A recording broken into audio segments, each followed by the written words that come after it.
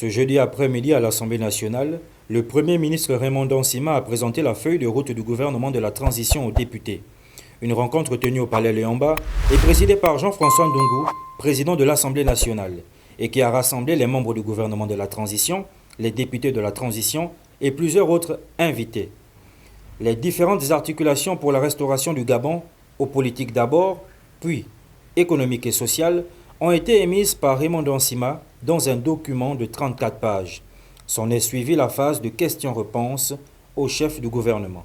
Cette feuille de route retient pour objectif l'amélioration de la gouvernance de l'État après une période de gouvernance approximative et erratique. Elle vise à restaurer la stabilité, la transparence et la responsabilité dans la gestion des affaires courantes publiques.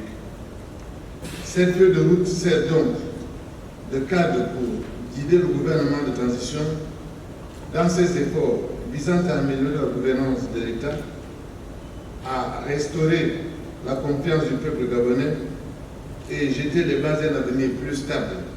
Certains députés, dont l'honorable Geoffroy Fombola Libika, ont donné leur appréciation sur la faisabilité de la feuille de route du gouvernement de la transition. Une des missions du parlementaire, c'est d'évaluer les politiques publiques et de contrôler l'action du gouvernement. Logiquement, sur la base de cette présentation de la feuille de route, si le Parlement de transition fait convenablement son travail, le gouvernement sera amené à pouvoir respecter cette feuille de route-là. Toutefois, si le gouvernement ne s'exécute pas dans ce sens à respecter ses engagements, le Parlement en tiendra compte.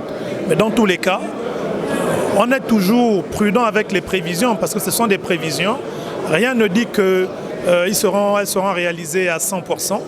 Dans ce sens, il nous faudra travailler de façon conjointe pour pouvoir répondre aux attentes du peuple, mais aussi le peuple doit être patient par rapport aux attentes qui sont les leurs.